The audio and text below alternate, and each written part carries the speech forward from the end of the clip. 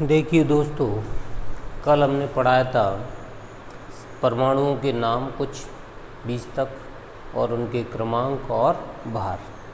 आज हम पढ़ेंगे इलेक्ट्रॉन, प्रोटॉन और न्यूट्रॉन के बारे में, और कैथोड किरणें और एनोड किरणें ये क्या होती हैं, इलेक्ट्रॉन प्रोटॉन की खोज कैसे हुई, ये सब चीज़ें पढ़ेंगे। कल हमने परमाणु की डेफिनेशन भी पढ़ ली थी। परमाणु की डेफिनेशन क्या थी आपने पढ़ी होगी। परमाणु किसी तत्व का वह छोटे से छोटा कण होता है जो स्वतंत्र अवस्था में नहीं रह सकता और हमेशा रासायनिक क्रिया में भाग लेता है, जो अविभाज्य है। ये ऐसा डाल्टन ने कहा कि परमाणु अविभाज्य है।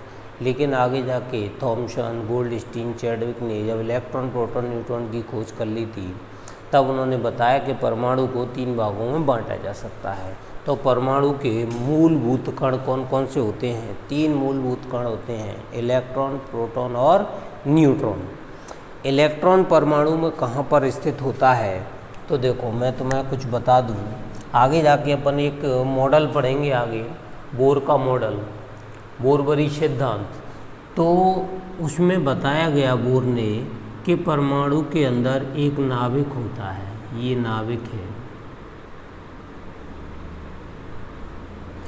और इसके चारों ओर वृत्तीय कक्षाएं होती हैं जिनमें इलेक्ट्रॉन चक्कर लगाते हैं। बहुत सारी वृत्तीय कक्षाएं होती हैं जिनमें इलेक्ट्रॉन चक्कर लगाते हैं। प्रोटॉन और न्यूट्रॉन नाभिक के अंदर उपस्थित होता है। नाभिक धन आवेशित कण है। ये सब आगे अपन मॉडल जब पढ़ेंगे तब सब समझेंगे, ठीक है। पर मैं बता रहा हूँ कि इनमें क्या घूम रहे हैं, इन कक्षाओं में इलेक्ट्रॉन। कोई तुमसे पूछे कि इलेक्ट्रॉन कहाँ होते हैं परमाणु में, तो आप कहोगे परमाणु की कक्षाओं में, वृत्तीय कक्षाओं में इलेक्ट्रॉन चक्कर लगाते हैं। और प्रोटॉन, न्यूट्रॉन पूछे कि कहाँ होते हैं, तो ये नाभिक में, परमाणु के नाभिक में उपस्थित होते हैं, जो कि नाभिक धन आवेशित माना जाता है। और उसी में प्रोटॉन भी पाए जाते हैं और उसी में न्यूट्रॉन। न्यूट्रॉन एक उदासीन कण है, प्रोटॉन धनावेशित कण है और इलेक्ट्रॉन ऋण आवेशित कण है।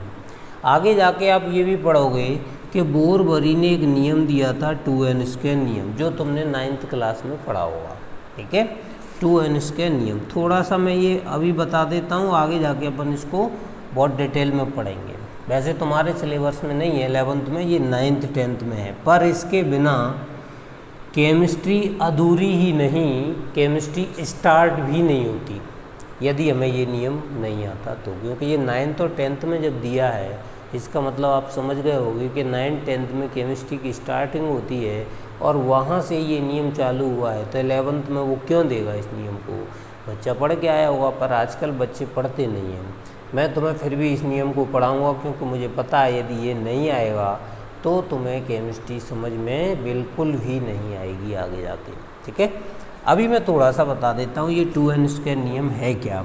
इससे हमें ये पता चलता है, अच्छा इनको हम बोलते क्या हैं? इनको बोलते हैं कक्षाएं, इनको बोलते हैं कक्षाएं। और इन कक्षाओं में जैसे n का मान पहली कक्षा है तो 1, दूसरी कक्षा है तो n = 2, तीसरी है तो 3, और यदि चौथी कक्षा है तो n = 4 और 5वीं होगी। ऐसे कक्षा बहुत सारी हो सकती हैं, वो डिपेंड करता है परमाणु के ऊपर। बड़ा परमाणु है तो ज़्यादा कक्षाएं होंगी, छोटा परमाणु है तो कम है, ठीक। अब इन कक्षाओं में इलेक्ट्रॉन कैसे घूमते हैं, कितने कितने इलेक्ट्रॉन चक्कर लगाते हैं, कितने कितने होते हैं, वो इस नियम से पता चलता है। यदि मैं इन कक्षाओं के नाम भी दे दूँ, जैसे n = पहली कक्षा का नाम दे दिया था बोर ने K, दूसरी का L, M और N, K, L, M, N। अगली बनाएंगे तो O, P, Q, R, S, T। ऐसे कक्षाएं आगे बढ़ती जाएंगी। तुम कहोगे ये कभी ख़त्म होंगी? कभी ख़त्म नहीं होंगी। तुम्हारे पास आवर्त सारणी में तत्व ही नहीं बचेंगे। 118 टोटल तत्व हैं, 7 या 6-7 कक्षाओं में ये ख़त्म हो जाएंगे। बस इसके बाद कक्षाएं आपके पास इलेक्ट्रॉन ही नहीं होंगे, तो कक्षाएं काहे की बनाओगे? चलिए देखते हैं। जैसे मैंने के कक्षा की बात करूं, के कक्षा को अपन कोश भी कह सकते हैं। कक्षा का नाम कोश भी होता है, कोश। इंग्लिश में इसको ऑर्बिट कहते हैं। इंग्लिश में इसको ऑर्बिट कहते हैं कक्षा को, या सेल कहते हैं, ठीक है। n बराबर यदि k कोश में n बराबर होता है 1, तो बताओ k कक्षा का 2n² बराबर क्या आ गया, 2n की जगह 1 रख दो तो ये आ जाएगा 2 × 1 = 2। यानी पहली कक्षा में कितने इलेक्ट्रॉन घूम रहे हैं, पहली कक्षा में इलेक्ट्रॉन घूम रहे हैं 2। इलेक्ट्रॉनों को अपन ऐसे गोल गोल करके दिखा सकते हैं, या फिर ऐसे लिख दो कितने इलेक्ट्रॉन घूम रहे हैं इसमें 2। अब देखो L कोश में n बराबर होता है 2 तो 2n² का मान कितना होगा, 2, n का मान 2 है, 2 का वर्ग 4, 2 × 4 बराबर आ गया 8। मतलब दूसरी कक्षा में कितने इलेक्ट्रॉन घूम रहे होंगे, 8। ऐसे गोल गोल करके दिखा दो, मैं तो लिख रहा हूँ सिर्फ 8, ठीक है। तीसरी कक्षा में देख लो K और L। M वाली कक्षा में देखो M कोश यानी M के लिए n बराबर होता है 3, तो इसका 2n² कितना निकलेगा, 2n का मान 3, 2 × 9 और 9 दूनी 18। तो तीसरी कक्षा में कितने इलेक्ट्रॉन होते हैं, 18। इसी तरह से आप चौथी में निकालोगे तो होंगे 32, पाँचवीं में 50, छठवीं में 72, इस टाइप से निकलते जाएंगे। नियम ये कि लगेगा 2n² नियम।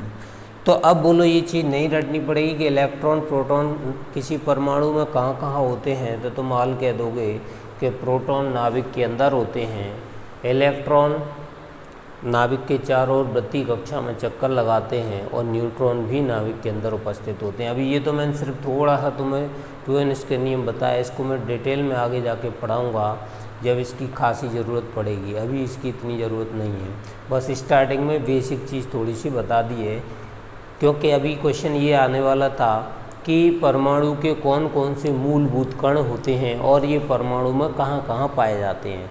तो मूलभूत कण तो हम बता सकते हैं इलेक्ट्रॉन, प्रोटॉन, न्यूट्रॉन, पर ये कहाँ पाए जाते हैं इसका आंसर तभी मिलेगा जब आप देख लोगे इस स्ट्रक्चर को। इसके स्ट्रक्चर को देखते ही आप बता सकते हो प्रोटॉन और न्यूट्रॉन नाभिक के अंदर उपस्थित होते हैं और इलेक्ट्रॉन नाभिक के चारों ओर वृत्तीय कक्षा में चक्कर लगाते रहते हैं। ये क्वेश्चन नंबर हो गया 2। पहला क्वेश्चन क्या था, परमाणु क्या है, दूसरा क्या है, परमाणु के मूलभूत कण कौन से हैं और ये कहाँ पाए जाते हैं। हालांकि अपन इन सब की खोज भी पढ़ेंगे, इलेक्ट्रॉन की खोज कैसे हुई, प्रोटॉन की कैसे हुई, न्यूट्रॉन की हुई, ये सब बीच में आगे आएंगे। फिर मॉडल पढ़ेंगे, बोर का मॉडल, थॉमसन का मॉडल, रदरफोर्ड का मॉडल, है ना। इन सब ने कुछ न कुछ खोज की है, किसी ने प्रोटॉन के बारे में कुछ बताया, किसी ने न्यूट्रॉन के, किसी ने इलेक्ट्रॉन के। इलेक्ट्रॉन, प्रोटॉन, न्यूट्रॉन के गुण भी पढ़ेंगे, तो इसका स्क्रीनशॉट ले लो, मैं इसको हटा रहा हूँ, ठीक है।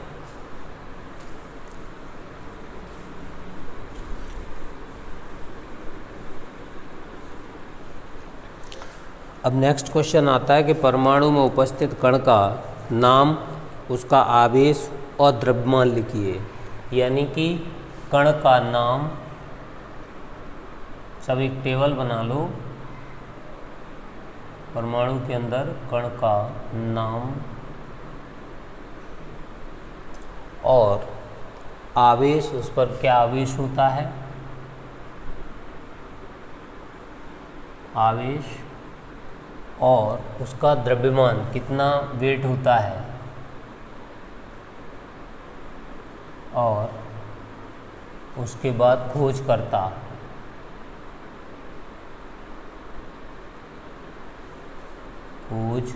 यानी कि किसने, ये बना लो जल्दी से टेबल, फिर अपन इसमें लिखेंगे नाम, आवेश, द्रव्यमान और इनके खोजकर्ता हैं। देखो सबकी तैयार हो गई होगी, वीडियो को रोक के बना लिया करो, ठीक है। सबसे पहले अपन नाम लिखेंगे कण का नाम इलेक्ट्रॉन। 3 तो कण ही होते हैं, पहला है, कोई सा भी लिख सकते हो वैसे तो, इलेक्ट्रॉन। इसका मैंने संकेत तुम्हें बताया था, या तो ई निगेटिव से भी रिप्रेजेंट कर सकते हैं, या फिर अपन इसका एक संकेत और है -1 E0 या फिर बीटा। किन्हीं भी 3 से अक्सर अपन इससे रिप्रेजेंट करते हैं ई निगेटिव से, ठीक है। और ये आवेश कैसा होता है, इस पर ऋण आवेश होता है या धन आवेश, तो हमेशा इलेक्ट्रॉन ऋण आवेशित होता है, ऋण आवेशित होता है। ये अपन आगे सिद्ध भी करेंगे, जब कैथोड किरणों की खोज पढ़ेंगे तब इलेक्ट्रॉन क्यों ऋण आवेशित है, कैसे है, तो पता चल जाएगा। और ये ऋण आवेश होता कितना है, वो होता है 1.6 इंटू 10⁻⁻19 कूलम, इतना इसका ऋण आवेश होता है। क्लियर, याद रखना, वो तो ये आता है ओटी में ही आ जाता है कि इलेक्ट्रॉन का आवेश कितना होता है 1.6 10⁻⁻19 कूलम। अब आता है इसका द्रव्यमान 9.1 इंटू 10⁻31 किलोग्राम, इसका ये द्रव्यमान है, भार है।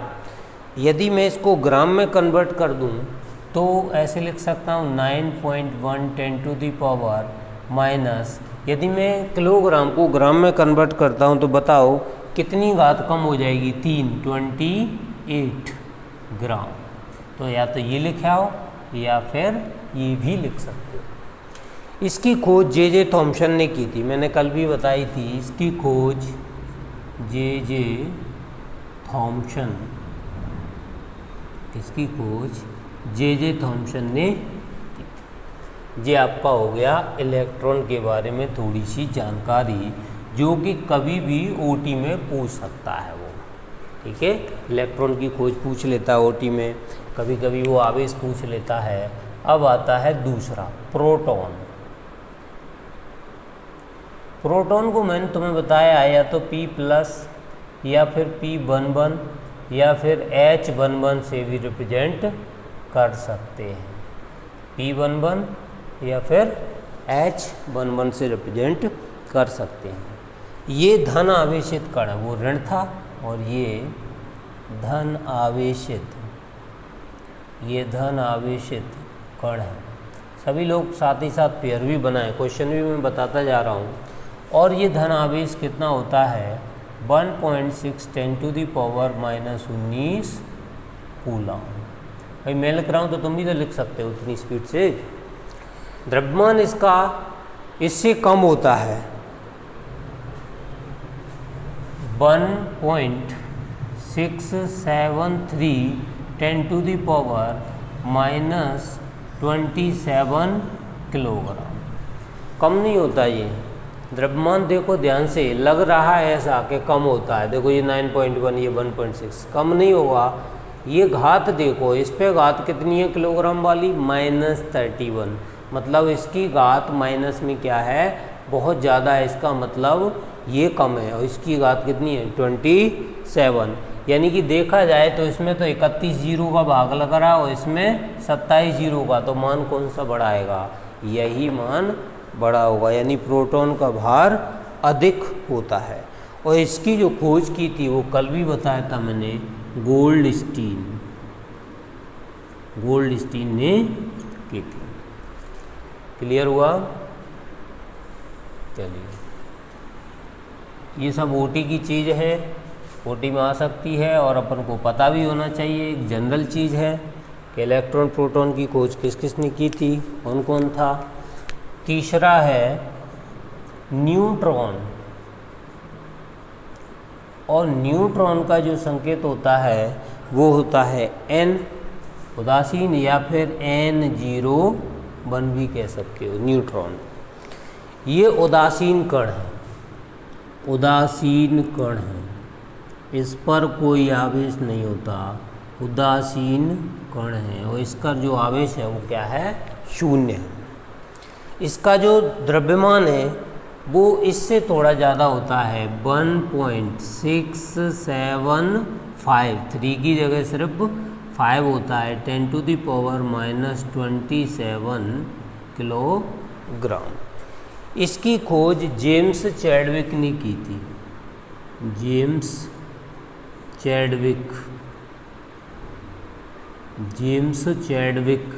ने की थी। ये इसका स्क्रीनशॉट ले लो जरा,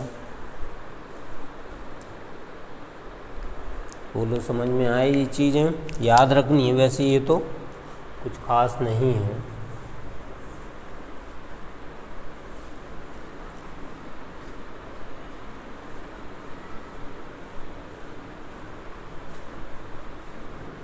चलिए अब नेक्स्ट क्वेश्चन आता है, कैथोड किरणें कैसे उत्पन्न होती हैं। क्वेश्चन ये है, कैथोड, सब लोग लिखें, कैथोड किरणें कैसे उत्पन्न होती हैं।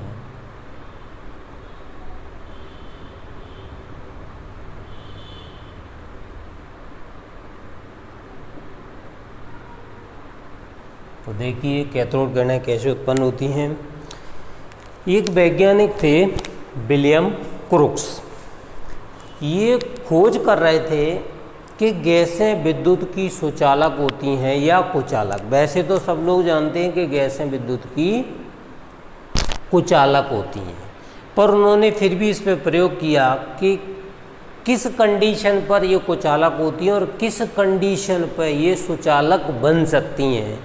ऐसा वो देखना चाह रहे थे कि क्या ये सुचालक भी हो सकती हैं।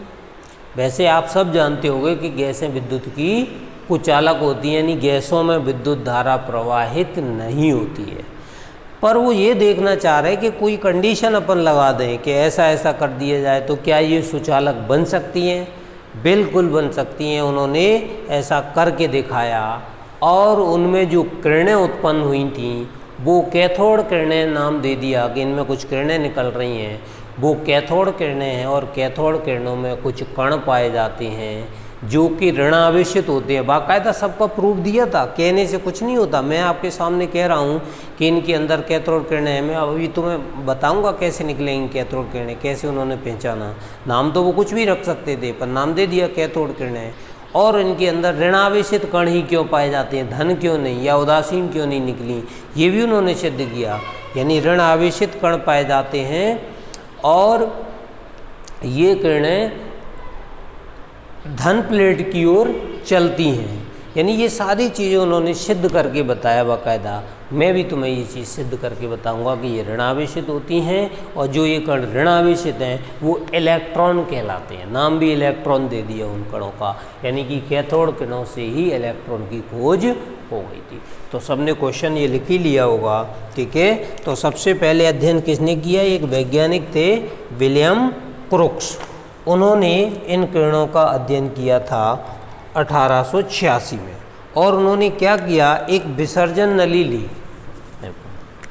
विसर्जन नली का मतलब होता है, एक उन्होंने कांच की नली ली, कांच की, ऐसे,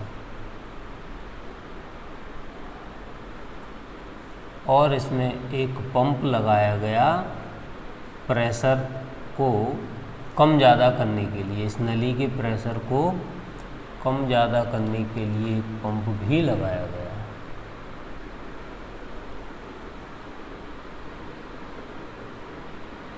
और यहाँ पर 2 इलेक्ट्रोड लगाए गए और इन इलेक्ट्रोडों को एक बैटरी के सिरे से जोड़ा गया, ठीक है। इसका एक सिरा मान लो नेगेटिव है तो एक सिरा पॉजिटिव है, यानी ये बैटरी का पॉजिटिव सिरा है और ये बैटरी का नेगेटिव सिरा है। हाई वोल्टेज की बैटरी है, ठीक है। और इसमें कोई भी गैस भर दी, जैसे मान लो हाइड्रोजन गैस ही भर दी है, ठीक है, इसमें, और बैटरी लगा दी। जैसे ही बैटरी लगाई तो इसमें कोई हलचल नहीं हुई, यानी कि कुछ भी नहीं हुआ। बैटरी हाई वोल्टेज की लगी है, 2 इलेक्ट्रोड अलग अलग हैं, बीच में गैस भरी हुई है, तो इसमें कुछ भी हलचल नहीं हुई। तो उन्होंने देखा कि यार इसका प्रेशर कम करके देखते हैं, क्योंकि इसके अंदर जो दाब था वो 1 ATM था, उसको घटाते घटाते वो ले गए कम प्रेशर पर, यानी कि इसमें भर दी gas at low pressure, gas at low pressure. और कितना गैस का प्रेशर कितना रखा है इसमें, 0.001 मिलीमीटर ऑफ Hg, यानी कि 0.001 मिलीमीटर ऑफ Hg के, यानी पारे के बराबर। जी दाब की इकाई होती है मिलीमीटर Hg। इस पारे के बराबर इसमें गैस भर दी और प्रेशर कहाँ से कम कर दिया, ये निर्वात पंप लगाया गया है, इस पंप के थ्रू उन्होंने गैस का प्रेशर कम कर दिया। ये निर्वात पंप है, ये निर्वात पंप लगा रखा है, इससे गैस का प्रेशर उन्होंने बहुत कम कर दिया। और एक यहाँ पर स्क्रीन लगा रखी थी इधर, वो क्या करती है वो मैं तुम्हें बताऊंगा। जिंक सल्फाइड ZNS स्क्रीन थी, ZNS स्क्रीन, ये कुछ काम करेगी, अभी मैं इसका बताऊंगा कि ये जिंक सल्फाइड जो ZNS स्क्रीन है वो क्या काम करती है। ठीक है, अब तुम देखो, जैसे ही उन्होंने निर्वात पंप से इस गैस का प्रेशर कितना कर दिया, 0.001 मिलीमीटर Hg के बराबर कर दिया, तो वोल्टेज तो लगा ही था हाई वोल्ट की, तो एकदम से इसमें इस स्क्रीन पर देखने के लिए एकदम से इस पर कोई चमक सी पैदा हुई, यानी बिजली सी कड़की, चमक आई इस पे स्क्रीन पे। तो वो समझ गए कि इसके अंदर दोनों में क्या है, स्पार्किंग होने लगी, माने जो बीच में जो गैस भरी है वो कम दाब पर इसके अणु क्या हो जाते हैं, दूर दूर चले जाते हैं, फैल जाते हैं। प्रेशर ज़्यादा होता है तो पास पास आ जाते हैं, और जब प्रेशर कम कर दिया तो इसके अणु क्या हो गए, दूर दूर हो गए। और अणु जब दूर दूर हुए, दाब कम हुआ, तो इन दोनों में क्या हो गया, कुचालकता आ गई एनोड और कैथोड के बीच में।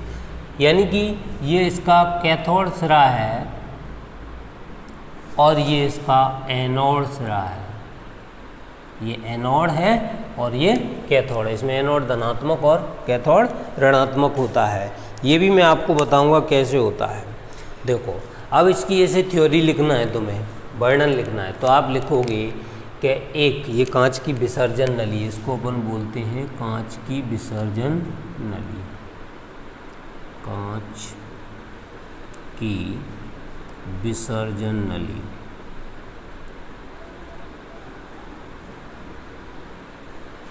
विसर्जन नली का मतलब जिसमें विद्युत धारा प्रवाहित की जा रही हो, विसर्जित की जा रही हो, उसको बोलते हैं विसर्जन नली।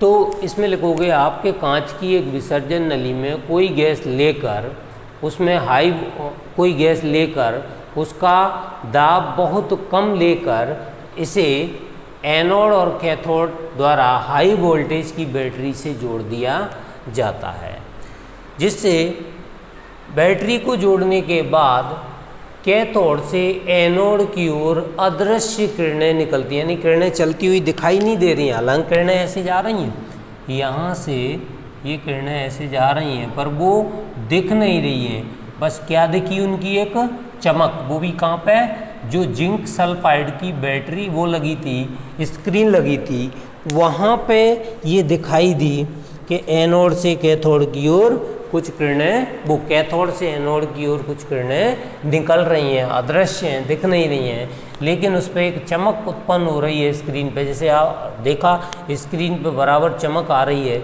इसका मतलब इधर से किरणें चल रही हैं, तभी तो यहाँ स्क्रीन पे दिखाई देंगी, यदि इधर चलती तो यहाँ पर स्क्रीन पे दिखाई देती।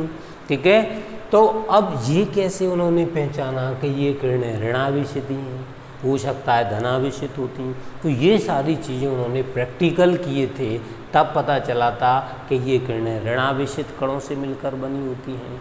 इन किरणों को जे थॉम्सन ने कैथोड किरणें कहा, और इनमें ऋणात्मक कण पाए जाते हैं जिन्हें स्टोनी ने नाम दे दिया इलेक्ट्रॉन। खोज तो जे थॉम्सन ने ही कर दी थी कि इनमें ऋणात्मक कण पाए जाते हैं, लेकिन उन कणों का नाम स्टोनी नाम के एक वैज्ञानिक थे, स्टोनी, उन्होंने इन कणों का नाम दे दिया इलेक्ट्रॉन। तो नामकरण स्टोनी ने किया, लेकिन इनकी जो खोज थी वो जे थॉम्सन ने की थी।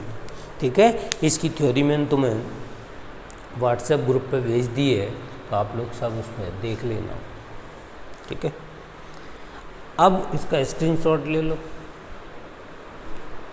अपन कल पढ़ेंगे कैथोड किरणों के गुण, उनमें हम ये सिद्ध करेंगे कि ये किरणें इधर से इधर जा रही हैं तो ये कितने वेग से चल रही हैं, और इनकी जो भेदन क्षमता है वो कितनी है, और ये ऋणात्मक कण क्यों पाए जाते हैं, इनमें धनात्मक क्यों नहीं होते, ये गैसों को भी आयनित करती हैं, नहीं इनके गुण पढ़ेंगे और बाकायदा प्रूफ के साथ पढ़ेंगे कि इनके गुण क्या हैं और ये ऐसा क्यों हो रहा है, सब कुछ पढ़ेंगे। अभी फ़िलहाल तुम ये चित्र बना लेना, यहाँ तक कंप्लीट कर लेना अपनी फेयर, उसके बाद अपन कल आगे बढ़ेंगे। Okay, thank you guys.